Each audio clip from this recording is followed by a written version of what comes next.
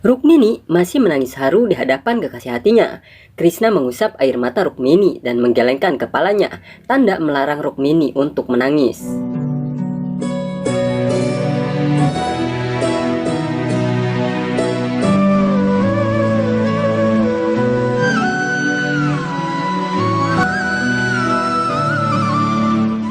Di sisi lain, Arjuna yang bersiap untuk melawan tentara Widarba, tiba-tiba seseorang datang menghancurkan prajurit Widarba. Ia menghajarnya seorang diri. Arjuna yang melihat itu tersenyum dan memberi penghormatan kepada Balarama, kakak dari Krishna ini. Kakak Balarama? Bukankah kau Arjuna?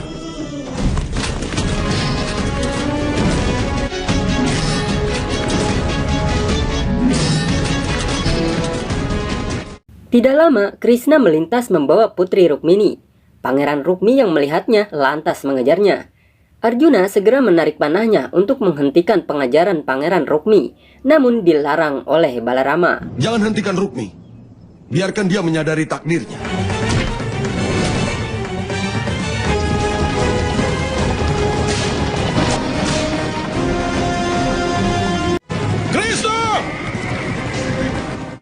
Krishna yang bersama Rukmi terus dikejar-kejar kakaknya.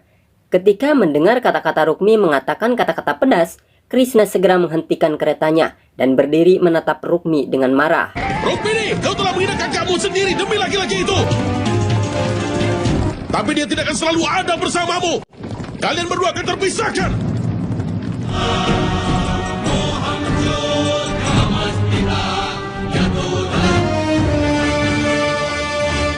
Krishna menasihati Rukmi mengatakan kalau Dewi Laksmi memberkati manusia dengan miliknya, tapi ia sendiri bukan milik siapapun, dan seorang wanita itu perwujudan Dewi Laksmi itu sendiri, yang artinya putri Rukmini bukan milik kakaknya. Namun Rukmi malah menyuruh Krishna berhenti mengoceh, dan malah mengajak Krishna untuk mengangkat senjata. Berhentilah mengoceh, Krishna. Angkat senjatamu. Kenapa kau ingin untuk dikalahkan, Rukmi? Rukmi lalu mengancam adiknya. Kalau Rukmini tidak mau ikut pulang ke keretanya, maka Pangeran Rukmi akan membawa Rukmini walau hanya tinggal mayatnya saja. Rukmini kembali mengingatkan kakaknya kalau ia ada di dalam perlindungan Krishna, yang bahkan dewa saja tidak akan mampu mengalahkan Krishna. Rukmini juga mengingatkan agar kakaknya pulang jangan keras kepala. Kau telah menghina kakakmu sendiri demi laki-laki itu. Tapi dia tidak akan selalu ada bersamamu. Kalian berdua akan terpisahkan. Kalian pasti akan terpisahkan.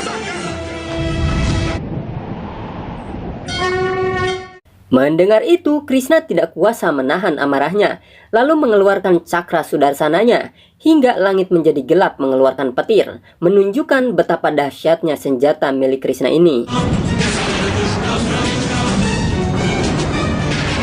Apa kau tidak merasakan apapun dalam hatimu hingga kau bersikap begitu kasar pada adikmu sendiri?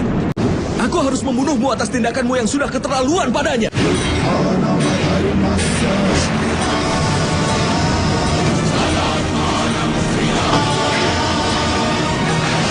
Melihat kakaknya dalam bahaya, Rukmini merasa tidak tega. Ia pun meminta Krishna jangan membunuhnya. Krishna mendengarkan adiknya ini. Namun walau bagaimanapun, Krishna tetap harus menghukumnya. Tapi aku tetap harus menghukumnya.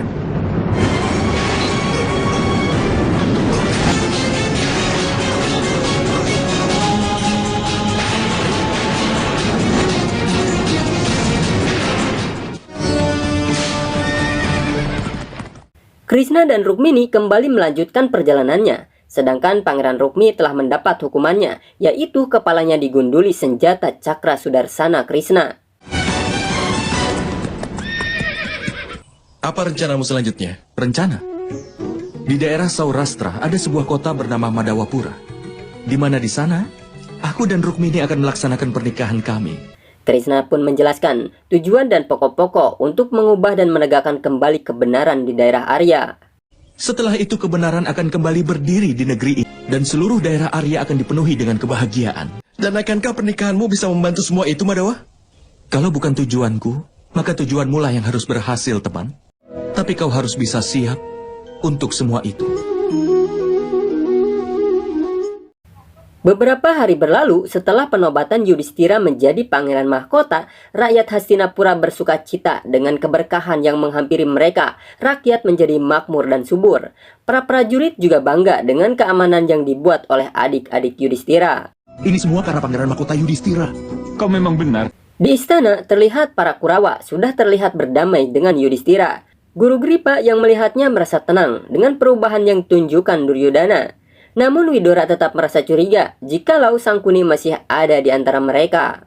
Kalau Raja Gandhara tidak ada di Hastinapura, aku juga akan merasa begitu. Dia pasti sudah punya rencana untuk mengacaukan kedamaian di Hastinapura. Sangkuni, Duryodhana, dan Dursasana kemudian merencanakan sesuatu untuk membunuh semua keluarga Pandu. Mereka berencana menggiring semua keluarga Pandu pergi ke Wanabrata dengan bantuan dari Durochan dan akan melibatkan pernikahan Dursala. Maka setelah keluarga Pandu ada di Wanabrata, mereka berencana akan membunuh semuanya. Durochan sudah membuat semua perencanaan seperti yang sudah kau rencanakan. Para Pandawa pasti akan ke Warnabrata. Tapi mereka pasti tidak akan bisa kembali dari sana, Paman. Tahap pertama dari serangan ini adalah melibatkan pernikahan Dursala. Gandhari yang sedang melihat-lihat perhiasan meminta tolong kepada Sukda untuk melihat perhiasan yang disiapkan untuk Swayamwara putri Dursala. Namun Sukda mengatakan kalau Dursala tidak bisa ikut Swayamwara karena Duryodhana telah mengumumkan pernikahan Dursala dengan Pangeran Jayadrata dari Sindu. Bagaimana mungkin bisa seperti itu? Sindu sudah punya kebencian pada Hastinapura selama berabad-abad. Tidak mungkin akan menyetujui itu. Itu tidak mungkin, Saudara Duryodhana. Yudhistira mengatakan itu tidak mungkin untuk menikahkan Dursala dengan pangeran dari kerajaan musuh. Namun Duryodhana menganggap bahwa urusan menikahkan adiknya adalah urusan pribadinya. Widura mencoba menasihati Duryodhana. Membicarakan pernikahan Dursala dan akibatnya adalah urusan menteri. Karena berhubungan dengan musuh akan mempengaruhi keadaan kerajaan Hastinapura. Namun, Duryodhana menolak dengan alasan agar adiknya jangan dijadikan ajang politik. Bhisma juga mencoba menasihati, mengatakan bahwa Hastinapura tidak boleh berhubungan baik dengan Magadha ataupun Sindu, karena itu kebijakan kerajaan. Namun Sangkuni berdiri membela Duryodhana, menghina Bhisma dengan mengatakan kalau seorang yang tidak menikah tidak akan bisa mengerti kasih sayang yang ada dalam keluarga. Seseorang yang tidak pernah menikah di sini tidak bisa diharapkan untuk bisa mengerti kasih sayang yang ada dalam keluarga. Aku memang tidak pernah menikah. Tapi anak-anak dan cucu-cucu dari saudaraku adalah keluargaku, Raja Gandhara. Yudhistira kembali mengingatkan kalau kakek Bhisma telah bicara untuk melakukan Swayamwara Dursala dan ucapan kakek Bhisma adalah perintah. Namun Duryodhana menolak mengatakan mungkin itu perintah untuk Yudhistira, namun tidak untuknya. Mungkin perintah untukmu, tapi tidak untukku. Karena aku bukan pangeran mahkota.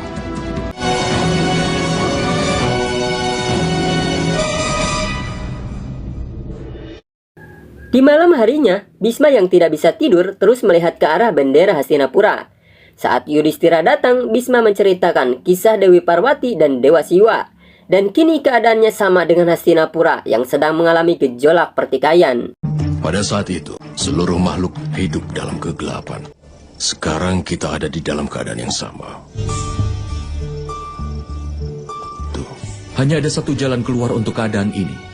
Mendengar itu, Yudhistira meminta kakek Bhisma mengambil keputusan, yaitu menurunkannya menjadi pangeran mahkota dan mengangkat Duryodhana sebagai pangeran mahkota.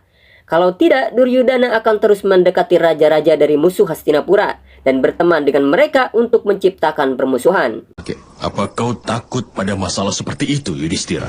Aku tidak mengharapkan ini kau ucapkan. Kemarahanmu membuatku takut, kakek. Dan Duryodhana akan terus melakukan hal itu, di mana kau juga akan marah.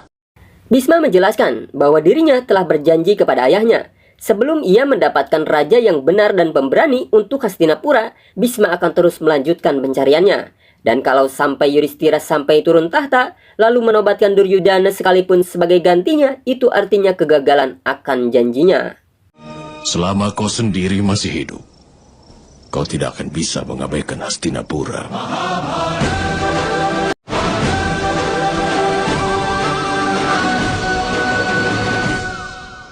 Keponakanku, tahap pertama rencana kita sudah berhasil. Sekarang keinginan untuk meninggalkan Hastinapura dan pergi ke Warna Brahata akan tumbuh dalam hati Kunti.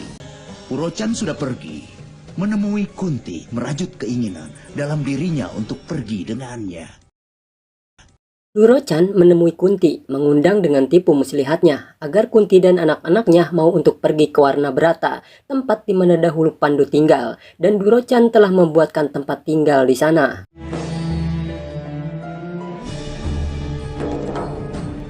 Kami ingin mengundang semua putramu ke kuil Warna Brata, agar mereka melakukan pemujaan di sana. Aku telah membangun tempat yang indah untukmu dan para pangeran yang mulia. Kunti tidak meragukan kehebatan Durochan dengan arsiteknya, namun Kunti merasa itu tidak mungkin. Ia pergi dari Hastinapura karena Yudhistira baru saja diangkat pangeran mahkota. Dia banyak tanggung jawab, apalagi Bima Nakula Sadewa sedang berada di perbatasan mengatasi masalah. Begitupun Arjuna sedang di Dwaraka.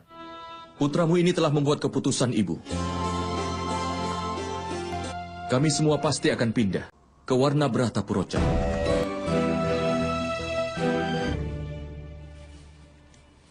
Kunti menanyakan keputusan Yudhistira yang mendadak akan pindah ke Warna Brata. Yudhistira menjelaskan bahwa ia ingin menguji kelebihan dan kekurangan dari Hastinapura.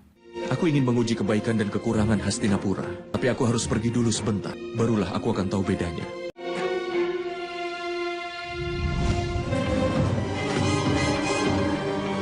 Durochan yang menunggu Sangkuni lalu menyampaikan kabar tentang tugasnya bahwa Kunti dan Yudhistira akan ke Warna Brata. Sangkuni merasa senang mendengarnya dan ia mengatakan bahwa rencana ini bergantung pada Durochan. Apabila berhasil, maka Sangkuni akan menjadikan Durochan orang yang kaya. Namun apabila gagal, maka seluruh generasi Durochan akan dihabisi. Tidak perlu khawatir Raja Gandhara. Semua akan berjalan persis seperti yang kau rencanakan.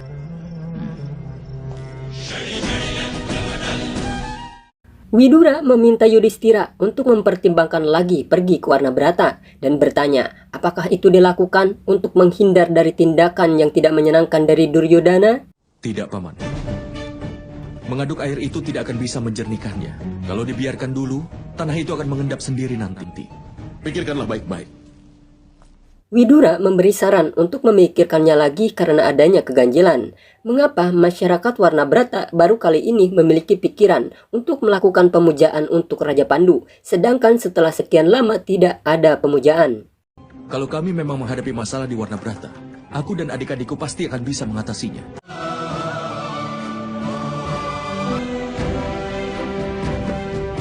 Di Dwaraka, Arjuna yang sedang berlatih, Subadra datang mengunjunginya. Namun Subadra dihentikan oleh Arjuna agar tidak menginjak tempat tersebut. Namun Subadra merasa Arjuna hanya bermain-main seperti dahulu ketika di Hastinapura. Hati-hati. Apa yang membawamu ke sini? Subadra menyampaikan bahwa Arjuna telah mendapatkan pesan dari Hastinapura. Arjuna mengatakan bahwa ia akan pamit untuk pergi ke Warna Brata karena Yudhistira memanggilnya. Aku harus menuruti perintah dari kakakku dan pergi.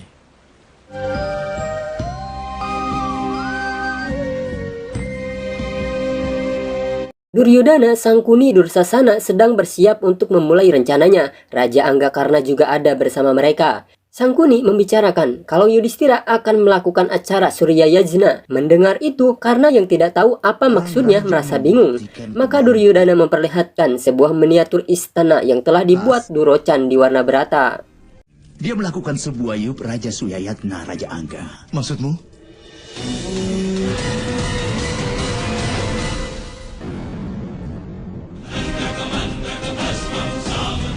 Duryodhana menjelaskan bahwa istana tersebut dibangun oleh Durochan dengan bahan yang mudah terbakar. Kemudian Duryodhana menuangkan cairan dan membakarnya. Raja Anggakarna mulai mengerti kalau Duryodhana akan membakar semua keluarga Pandawa. Ia nampak tidak senang dan gugup memikirkan rencana mereka. Ini adalah Atsagraha. Semua musuhku akan terbakar jadi abu di dalam yasna itu. Dengan rencana itu, Raja Karna tidak senang. Karena itu akan membakar juga kehormatan dan kejayaan leluhur Hastinapura akan menjadi abu. Karna lebih senang jika ia sendiri yang membunuh Arjuna dengan panahnya. Kenapa kau tidak senang? Maafkan aku, teman. Tapi itu akan menjadi kebahagiaan bagiku. Saat panahku akan menghancurkan kepala musuhku. Esok harinya, tiba saatnya keberangkatan keluarga Pandawa tanpa Arjuna. Mereka berpamitan kepada keluarga kerajaan. Bhisma berpesan kepada Yudhistira, jika meninggalkan Hastinapura sekarang adalah tindakan yang kurang bijak. Tapi Bhisma juga tidak bisa melarangnya.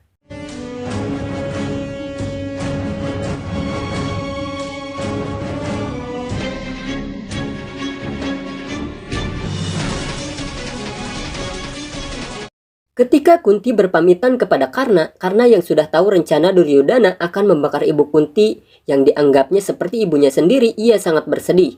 Namun ia tidak bisa mengkhianati Duryodhana temannya. Semoga kau tidak pernah keluar dari jalan kebenaran. Kesalahan itu seperti zat merkuri. Dia akan menghancurkan emas di dekatnya.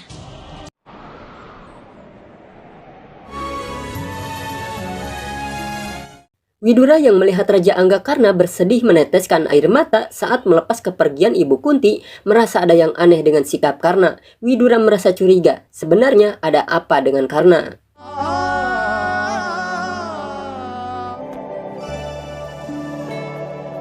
Di Dwaraka, Arjuna juga bersiap untuk berangkat menuju ke Warnabrata.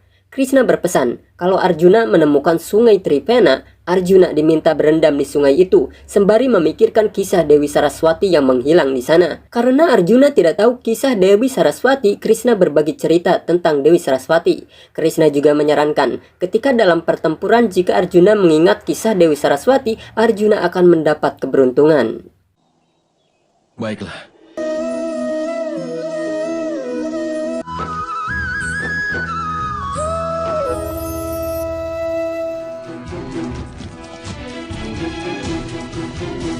Widura yang sebelumnya curiga terhadap sikap Karna kemudian mendatangi prajurit mata-mata dan memberi perintah untuk mengawasi Karna dan mencatat setiap tindakan dan ucapan yang keluar dari mulut Karna. Anakku. Karna yang merasa sedih lalu memutuskan untuk mengunjungi rumah Ibu Radha. Sang ibu yang melihat anaknya, ia menangis bahagia atas kedatangan Karna. Dan Karna meminta izin untuk menginap dan makan disuapin tangan ibunya. Namun, sang ibu yang melihat Karna terlihat murung menanyakan apa yang terjadi. Sebagai seorang ibu, tentu Radha merasakan kalau Karna sedang tidak baik-baik saja. Adirata tahu betul apa yang sedang dirasakan anaknya. Ia tahu karena hatinya sedang terbakar oleh api ketidakbenaran. Adirata paham kalau kebenaran ada dalam hati anaknya. Namun ia tidak bisa menghindari ketidakbenaran di depan matanya. Karena itulah aku pernah katakan padamu, bahwa kita harus penuhi rumah ini dengan kebenaran, Radha. Karena aku tahu bahwa kau akan menjadi bagian dari ketidakbenaran di sana. Karena sebelumnya merasa yakin pada Duryodhana atas tindakannya, bahkan Duryodhana mengalami ketidakadilan. Tapi sekarang ia merasa bingung, tidak bisa berbuat apa-apa, karena ia telah berjanji akan selalu membantu Duryodhana. Aku tidak tahu caranya memadamkan api itu, Ayah. Beritahu aku cara untuk memadamkan api itu. Perbuatlah amal.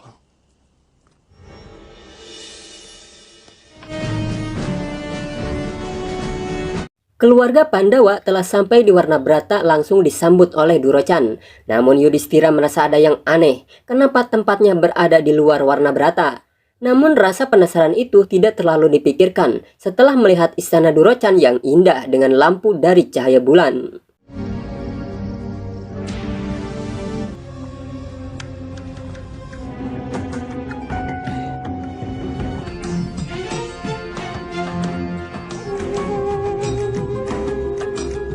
Di dalam istana, para Pandawa merasa heran dan ada yang janggal. Kenapa tidak ada penerangan dari api? Ditambah lagi Sadewa merasa heran, bagaimana istananya nanti bisa bersinar di bulan yang baru, yang tidak ada bulan bersinar.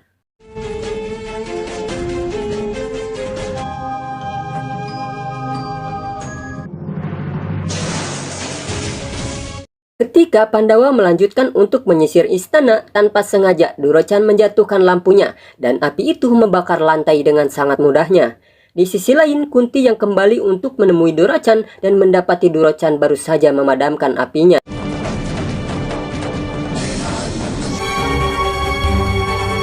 Ada apa, Purochan? Aku menjatuhkan lampu ini. Itu pertanda buruk, Purochan.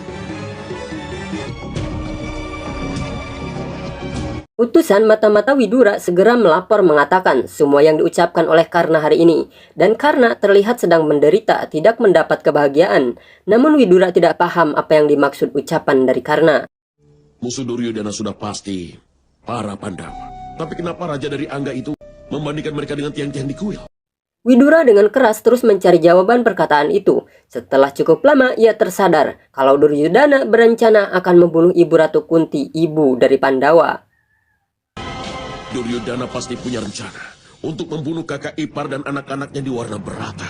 Aku harus bicara secepatnya pada paman.